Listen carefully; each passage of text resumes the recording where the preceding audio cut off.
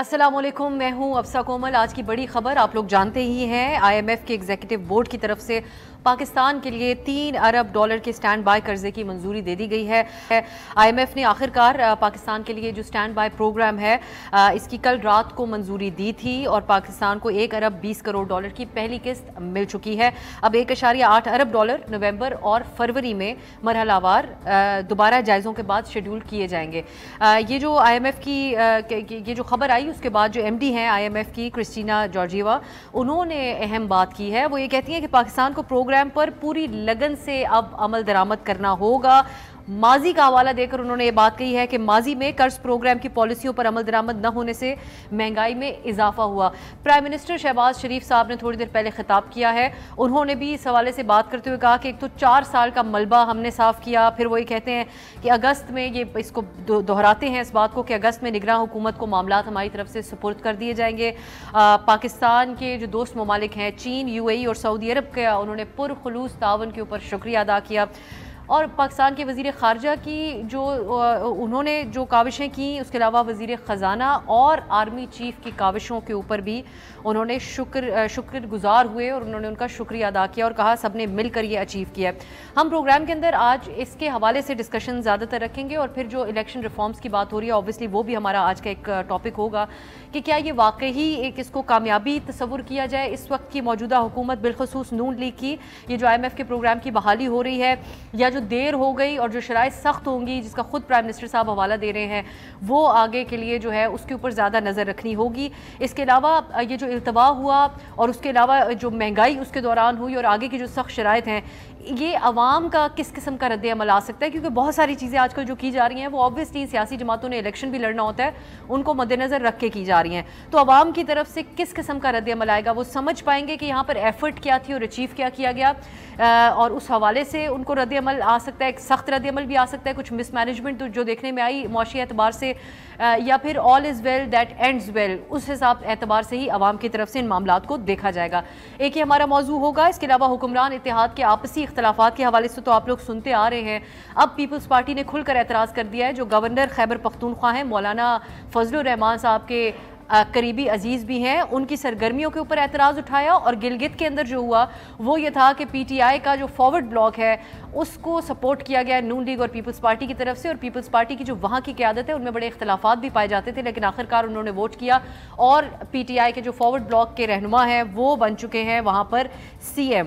सो इसके क्या नताइज हो सकते हैं? क्या ये एक पेश खैमा है, एक ट्रेलर है अगले इंतखाबात का कि इस किस्म के अननेचुरल किस्म के अलायंसेज होंगे तो इन पार्टीज़ के लिए कैसा साबित होगा?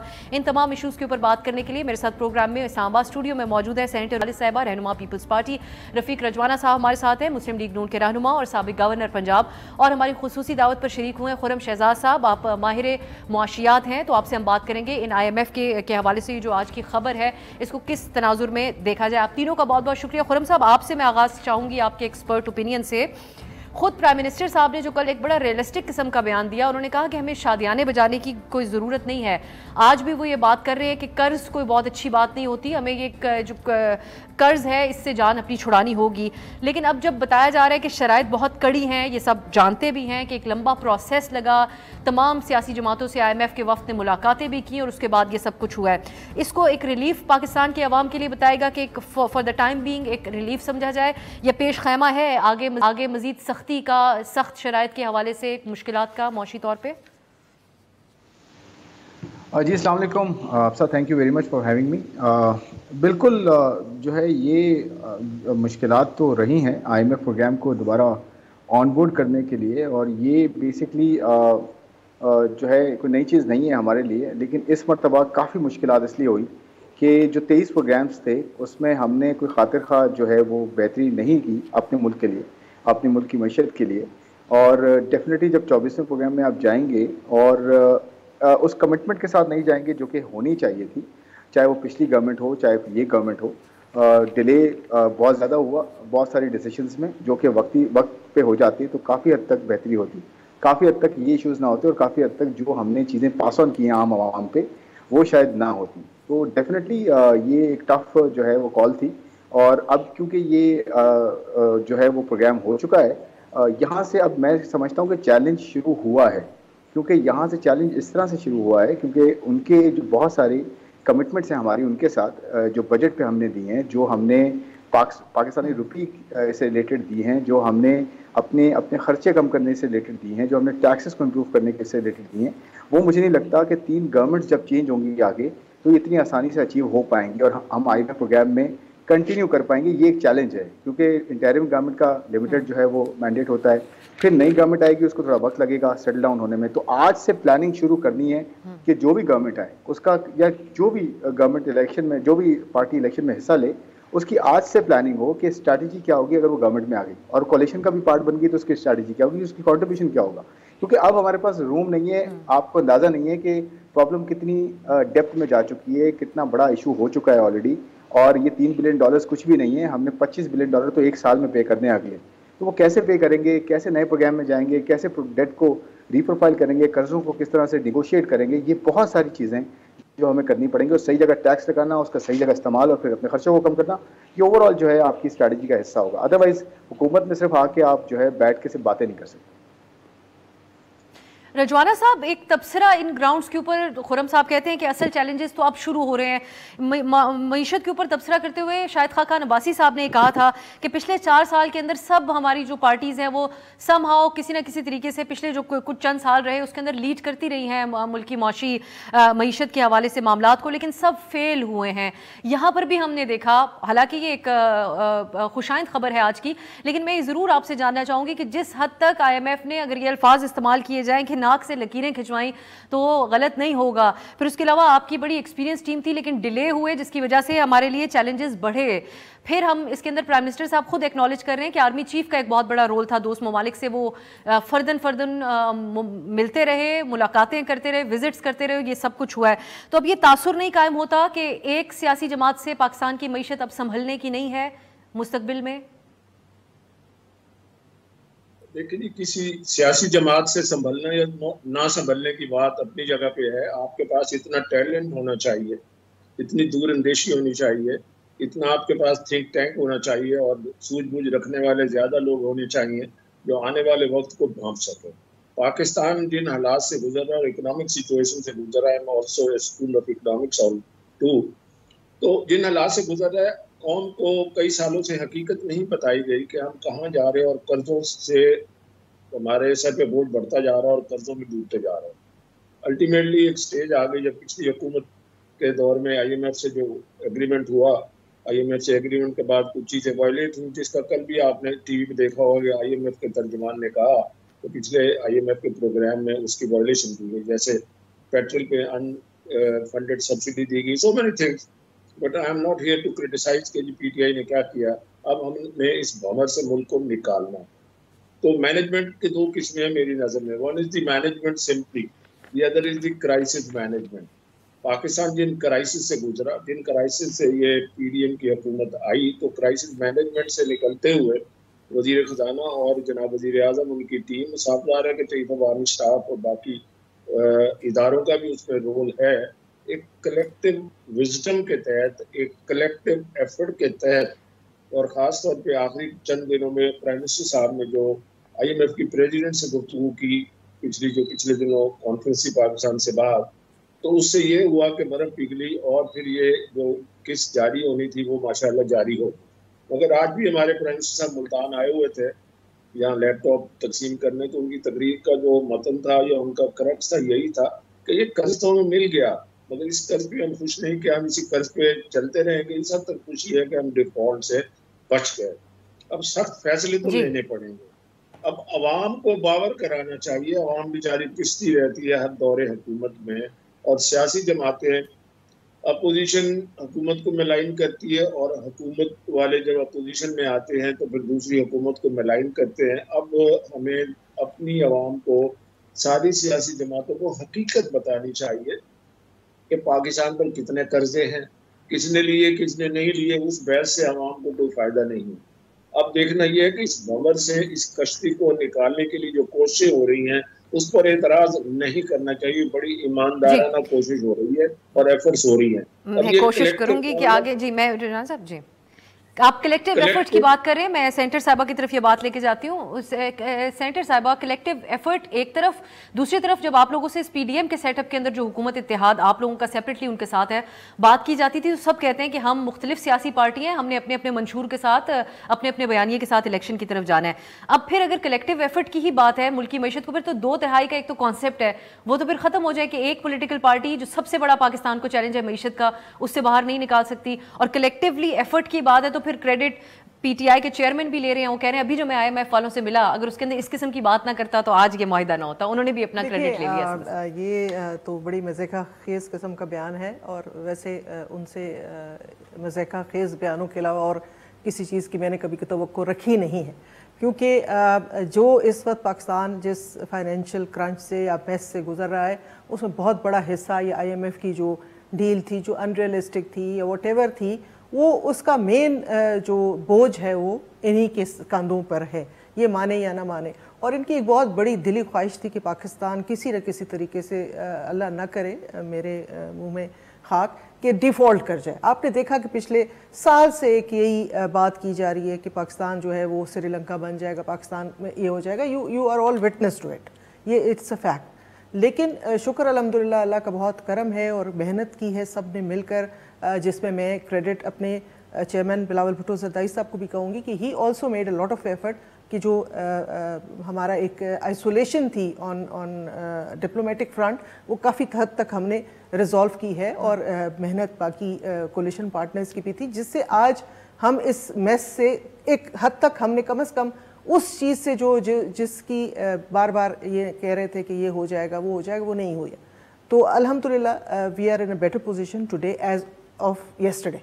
جو ہم سے اکثر یہ سوال کیا جاتا ہے کہ آپ نے جانتے بوجھتے ان کو کرنے دیتے، میس بناتے یا واٹ ایور کرتے، لیکن آپ یہ دیکھیں کہ اگر یہ رہتے تو ابھی تو یہ کسی حد تک ہم نے جو ہے اس کو سنبھالا دے دیا ہے، ایفرٹ لگا ہے، ٹائم لگا ہے، لیکن کسی حد تک سنبھالا دیا جا چکا ہے. اس ڈیلے کے اندر میم یہ بات بھی کہی جاتی ہے کہ جو ہماری سیاسی منظر نامے کے اوپر صورتحال رہی اس نے ایک رول پلے کیا ہے. ہمیں بار بار یہ بات ثابت کرنی پڑی IMF کے سامنے کہ پھر وہی بات، بالکل آپ کے بات کے ساتھ میں 100% متفق ہوں کہ وہ سیاسی منظر نامہ کس نے بنایا. یہ جو آج کریڈٹ لے رہے ہیں کہ میرے کہنے کے اوپر یہ سارا کچھ ہو گیا ہے، تو ملک کا منظر نامہ جو ایک انسرٹینٹی اور ایک جو خوف کی فضا بنائی گئی، ایک جو انسرٹینٹی کی فضا بنائی گئی، وہ اور کسی نے نہیں بنائی، وہ انہی صاحب نے بنائی تھی جنہوں نے، جو آج کہہ رہے ہیں کہ یہ میرا کریڈٹ ہے کہ میرے کہنے پہ یہ آپ کو پیسے مل گئے. تو اس طرح کی باتیں تو وہ کرتے رہیں گے. لیکن میں سمجھتی ہوں کہ بالکل بہت عرصہ پہلے ہمارے پریزیڈنٹ صاحب، ایکس پریزیڈنٹ پاکستان آصف علی زرداری صاحب نے کہا تھا کہ ہم نے چارٹر آف ڈیموکریسی تو کیا تھا جس کی وجہ سے جمہوریت پاکستان میں کسی نہ کسی صورت میں سنبھل گئی. مطلب دس ول بی انشاءاللہ the third transition through democratic elections، پہلی دفعہ.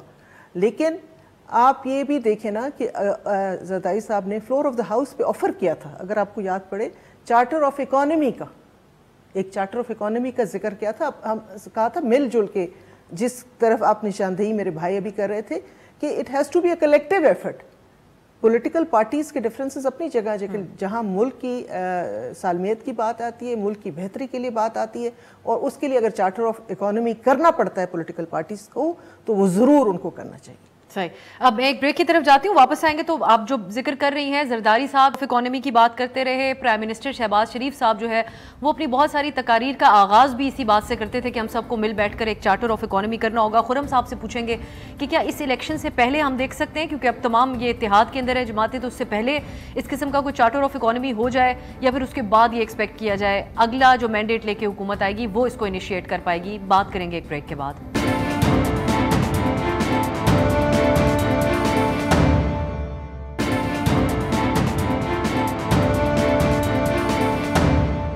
بریک کے بعد خوش آمدید. ہم بات کر رہے ہیں آئی ایم ایف کے حوالے سے جو آج اچھی خبر سامنے آئی ہے. آخرکار جو اسٹینڈ بائی پروگرام ہے اس کی منظوری اور اس کو پرائم منسٹر صاحب نے اس حوالے سے خطاب بھی کیا ہے. خرم صاحب, آپ سے میں یہ جاننا چاہوں گی, جو بریک سے پہلے بات ہو رہی تھی, یہ چارٹر آف اکانومی کے اراؤنڈ آپ سے کئی دفعہ ہم بات کر چکے. آپ بھی جب لکھتے ہیں یا بات کرتے ہیں تو آپ لانگ ٹرم معاشی پلاننگ کے حوالے سے بات کرتے ہیں.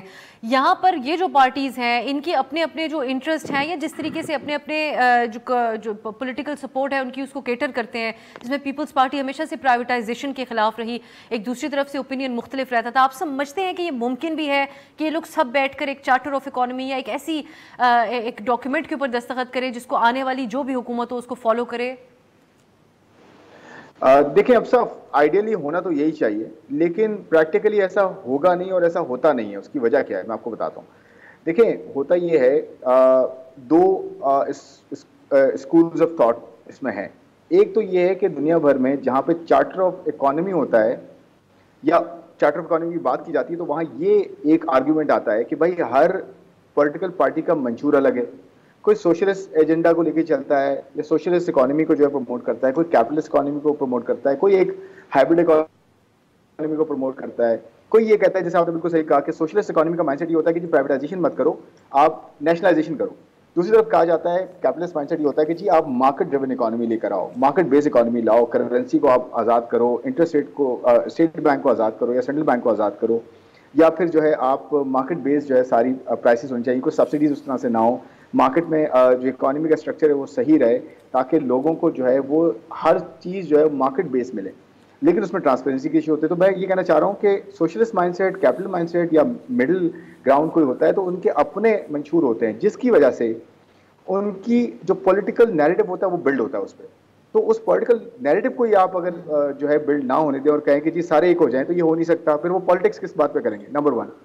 سیکنڈلی ایک اور آرگومنٹ یہ ہے کہ بھائی دنیا بھر میں یا آپ جیسے ایمرجنگ اکانومیز میں یا انڈر ڈیولپڈ اکانومی میں ہر کسی کو ایجوکیشن کی ضرورت ہے, بیسک ایجوکیشن کی, ہر کسی کو ہیلتھ کی ضرورت ہے, ہر کسی کو فوڈ کوالٹی, فوڈ سیکورٹی کی ضرورت ہے, ہر کسی کو شیلٹر کی ضرورت ہے, ہر کسی کو نوکری کی ضرورت ہے. تو کیا ہم 4-5 ایسی بیسکس ایک ساتھ ملا کے جس پہ سب اگری کرے کہ ہاں جی پیپلز پارٹی بھی ایجوکیشن کی بات کرتی ہے, پی ایم ایل این بھی کرتی ہے, پی ٹی آئی بھی کرتی ہے, یا جو بھی پارٹیاں ہیں سب ایجوکیشن کی بات کرتی ہیں, بیسکس, اسی طرح ایجوکیشن ہیلتھ کی بات ہوتی ہے. تو کیوں نہ اس پہ ایک چارٹر آف ڈیموکریسی بنایا جائے کہ یار بیسک ایجنڈا پہ سارے اگری کرتے ہیں, ایٹ لیسٹ یہ پالیسیز چینج نہ کریں تاکہ ہمارے جنریشن تو آگے آئے, جنریشن تو بہتر ہو. ہمارے یہاں اتنی بڑی ینگ اکانومی ہے, 25 ملین بچہ آؤٹ آف اسکول ہے, ریمیننگ 25 ملین بچہ جو ہے وہ بلو ایوریج تعلیم حاصل کر رہا ہے. تو ہمارے تو نیوکلیر ایسٹس ایسے یہی ہیں, کوئی اور نیوکلیر ایسٹس نہیں ہے, یہی نیوکلیر ایسٹس ہیں جن پہ ہم انویسٹ ہی نہیں کر رہے اور ہم اپنے ایجنڈاز میں لگے ہوئے ہیں. تو کہنے کا مطلب یہ ہے کہ بیر منیمم لیول خرم صاحب ایک اور بات کہیے گا تاکہ وہ جو آپ, میں ایک اور چیز آپ سے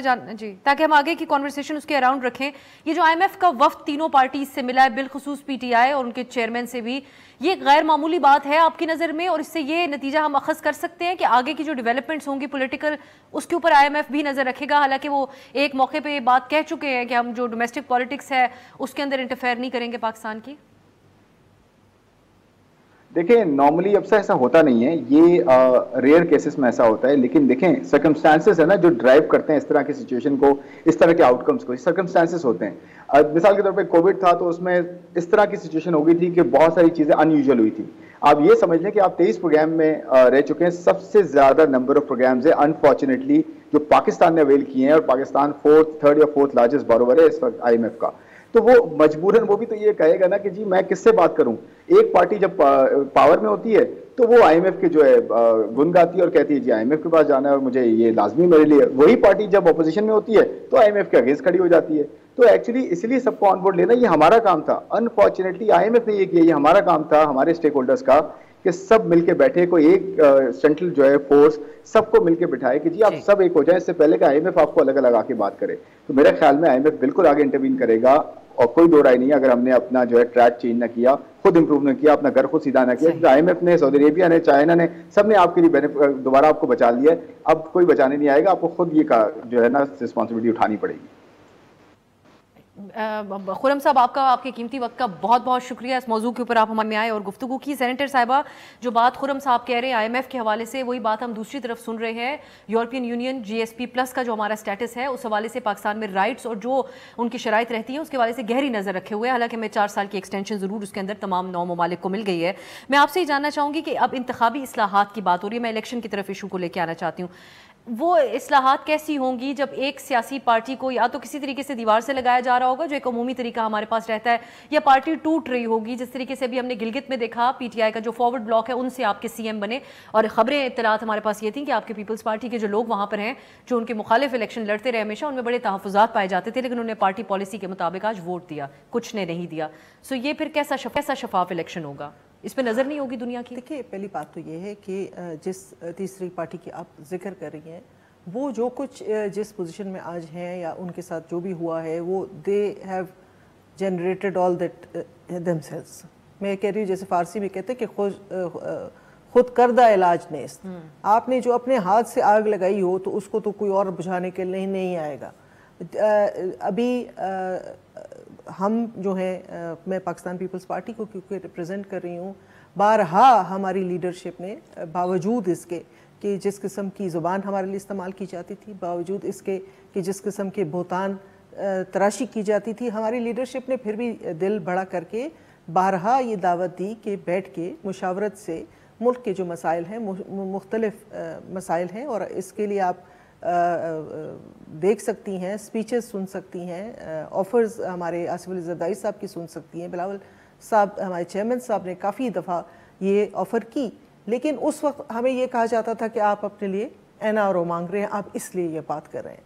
تو وہ ٹائم جو ہے, وہ کہتے ہیں نا کہ جب وقت کا پہیہ گزر جاتا ہے تو پھر آپ جو بھی کرتے لیکن روبینہ صاحبہ, اس وقت وہ جو آگ جس کو آپ کہہ رہی ہیں آگ لگائی گئی, اس کو مزید بھڑکانے کی کوشش نہیں کی جا رہی. نون لیگ نے سیکھا پنجاب میں, ان کے منحرف جو ہونے والے لوگ تھے ان کو ٹکٹ دے کر, اور بڑی سبکی کا سامنا ان کو کرنا پڑا, اور آج ہمارے پروگرامز میں آ کے اس چیز کو ایکنالج کرتے ہیں کہ ہم سے غلطی ہو گئی. سو یہ آپ لوگوں کے لیے غلط ثابت نہیں ہوگا؟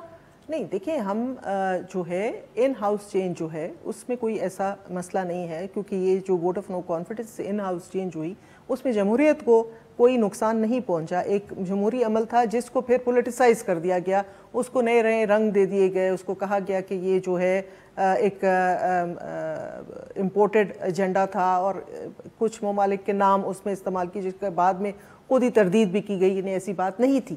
تو اس طرح کی حرکتیں جب کی جائیں, اور اب اس وقت پہ آ کر جب آپ آخری مومنٹ تک, آپ اگر 1.5 مہینہ پہلے بھی دیکھ لیں تو تب تک بھی وہ کسی کے ساتھ بھی بیٹھنے کو تیار نہیں تھے. یہ تو آن ریکارڈ ہے نا, اس میں تو کوئی دو رائے نہیں ہے.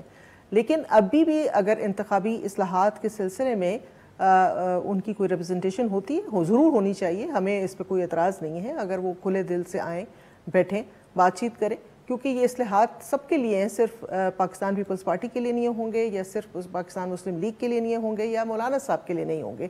یہ اوور آل سب کے لیے ایک چیز ہے, اور ملک کی بہتری کے لیے ہے, تو اس میں دل بڑا کرنا پڑتا ہے اور ظرف جو ہے وہ دکھانا پڑتا ہے. پھر ایک بریک کی طرف جاتے ہیں, واپس آ کے رجوانہ صاحب سے پھر بات کریں گے. اگلا جو الیکشن ہے اس کے اندر یہ جو چہمگوئیاں ہو رہی ہیں کہ یا تو PTI کے چیئرمین اس میں حصہ نہیں لے سکیں گے, ان کی پارٹی بین ہوگی. حالانکہ اس میں اہم خبر آج کی ہے, اصلاحات کمیٹی کا جو اجلاس ہوا, وزیر قانون نے اس کے بعد بتایا کہ یہاں پر ایجنڈا میں کسی سیاسی جماعت پر پابندی کے حوالے سے اگر کوئی تھا بھی پوائنٹ تو اس کو نکال دیا گیا ہے. کیا ابھی بھی ممکن ہے کہ PTI کے اوپر پابندی لگ جائے؟ اگر ہو تو دیگر پارٹیز کیا اس کو سپورٹ کریں گی؟ ایک بریک کے بعد.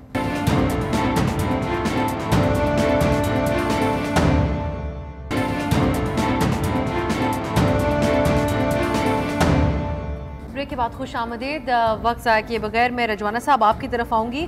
یہ جو آج کل ایک بحث چل رہی ہے کہ PTI کے اوپر پابندی لگنی چاہیے یا نہیں, اس کے اوپر جو پچھلے چند دن سے ہم گفتگو کر رہے ہیں آپ اتحادی جماعتوں کے رہنماؤں سے, ایک طرف یہ بھی کہا جاتا ہے کہ کسی سیاسی جماعت کے اوپر پابندی نہیں ہونی چاہیے الیکشن میں جانے کے لیے, دوسری طرف جسٹیفیکیشنز بھی دیے جاتے ہیں. یہ جو 9 مئی کے واقعات ہیں اس کے تناظر میں, اس کے علاوہ جو ان کے فورن فنڈنگ, توشہ خانہ, یہ جو فورن فنڈنگ بالخصوص جو کیس ہے اس کا بھی لیگلی حوالہ دیا جا رہا ہوتا ہے. اصولی پوزیشن اس پہ رجوانہ صاحب کیا ہے کہ اگر ایک جماعت کو موقع نہیں ملے گا الیکشن کے اندر, برابر موقع نہیں ملے گا, تو پھر بھی تو سب دنیا کی نظریں اس کے اوپر ہوں گی, اور کیسا یہ شفاف الیکشن ہوگا؟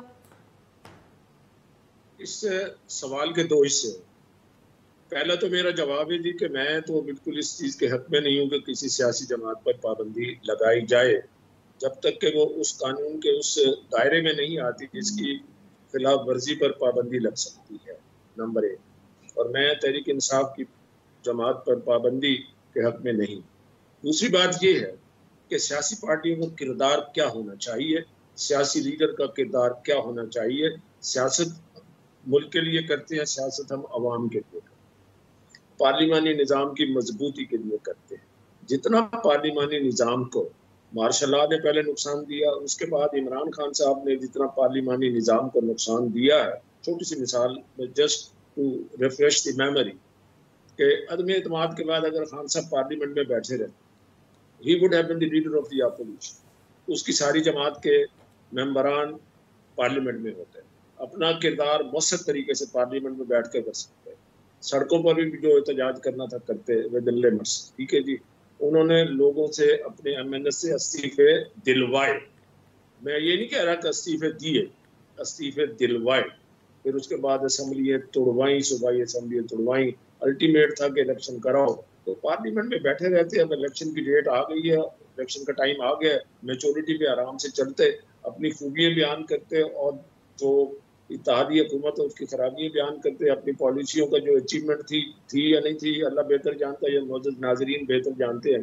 پھر ایک اور امپورٹنٹ بات ہے جی، 9 مئی کے جو واقعات ہوئے ہیں، جو بھی پاکستان میں ہوا ہے، کبھی میری اس سیاسی زندگی میں یا قانون جتنا میں نے پڑھا یا دیکھا یا آبزرو کرتے ہیں، اسرائیل نے کبھی پاکستان میں کبھی بھی انسانی حقوق کی خلاف ورزی پر کوئی آواز نہیں اٹھائی، اور اسرائیل اپنے گریبان میں جا کے کہ فلسطین میں کیا کر رہا ہے۔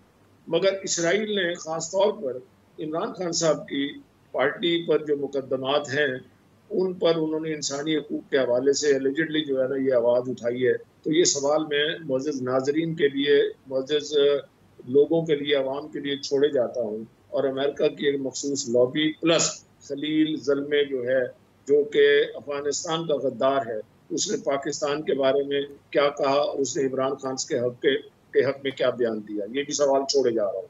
اب بات یہ ہے کہ پولیٹیکل سسٹم میں اوپنلی آپ آئیں کھیلیں، یہ نہیں ہے کہ ہٹا دیا ہے تو پھر فوجی تنصیبات پر حملہ کریں، شہداء کی یادگاروں کو گرایا جائے، اٹس ویری بیڈ تھنگ۔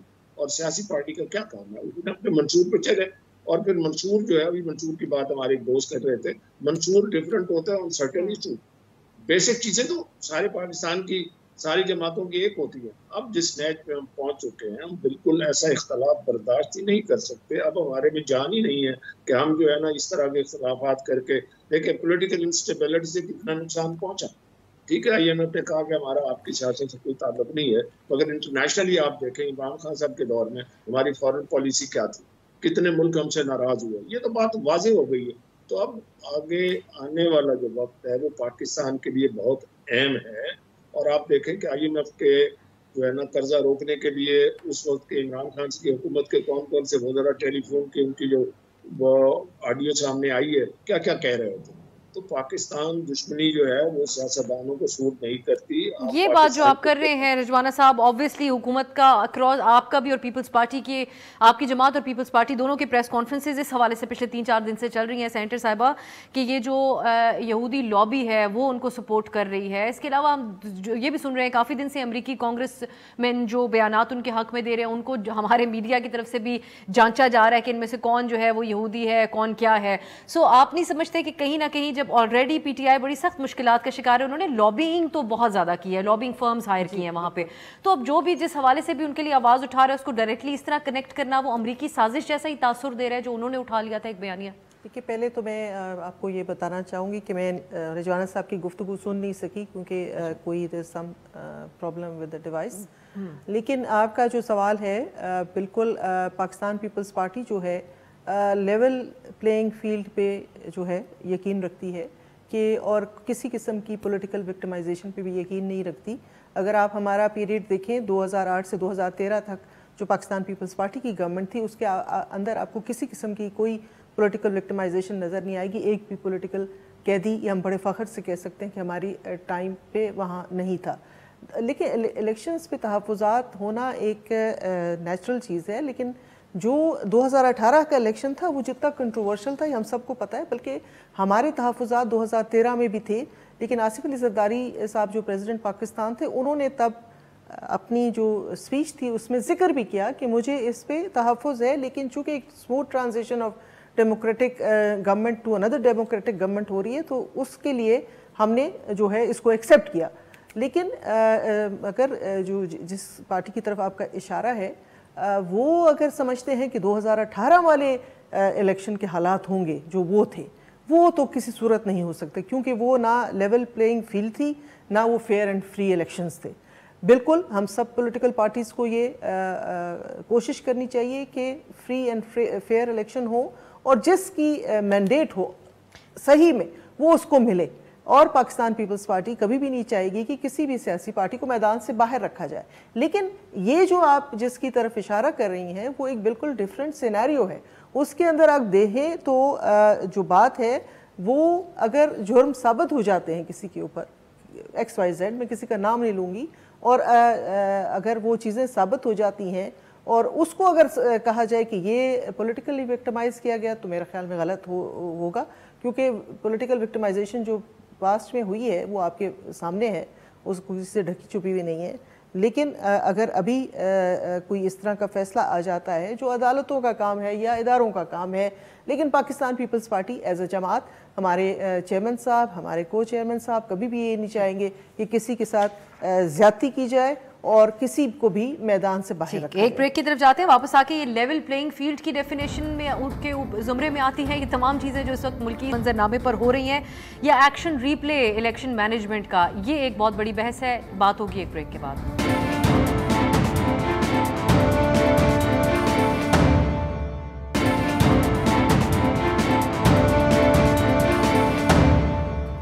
کے بعد خوش آمدید دونوں مہمانوں سے. آخری پروگرام کا حصہ ہے تو کوئک کامنٹس جانتے ہیں. رجوانہ صاحب آپ کی طرف میں پہلے آؤں گی. تقاضا جو لیول پلینگ فیلڈ کا تھا وہ آپ کی جماعت کی طرف سے شروع کیا گیا، لیکن پھر PTI نے اپنے لیے خود مشکلات جو ہے وہ مول لے لیں اور وہ حالات جو آج ان کے سامنے ہیں. لیکن ایک سوال یہ اس وقت رہتا ہے کہ اب لوگوں کا کیا اعتبار ہوگا اس انتخاب کے حوالے سے کہ جب کیئر ٹیکر سیٹ اپ آپ تمام جماعتیں مل کر طے کریں گی، اور آلریڈی بڑا بوجھ ہے آپ لوگوں کے اوپر جو خیبر پختونخوا اور پنجاب کا کیئر ٹیکر سیٹ اپ ہے اس کے حوالے سے، تو یہاں پر اپوزیشن کا پوائنٹ آف ویو کے ساتھ شامل نہیں ہوگا. سو پھر کتنا ایک وہی سلسلہ نہیں ہوگا جو ایک 2018 کے اندر رہا کہیں نہ کہیں. 2018 کا منظر نامہ کچھ اور تھا، اور آپ کو یاد ہوگا کہ آؤٹ گوئنگ چیف عوامی اسٹاف باجوہ صاحب نے ایک مخصوص مہینہ بتایا تھا اپنی پریس کانفرنس میں. عمران خان صاحب کے ہی غالباً دور میں تھا یا ان کے دور کے درمیان تھا کہ اب فلاں تاریخ سے یا فلاں مہینے سے ہم نے یہ فیصلہ کیا ہے کہ ہم سیاست میں مداخلت نہیں کریں گے.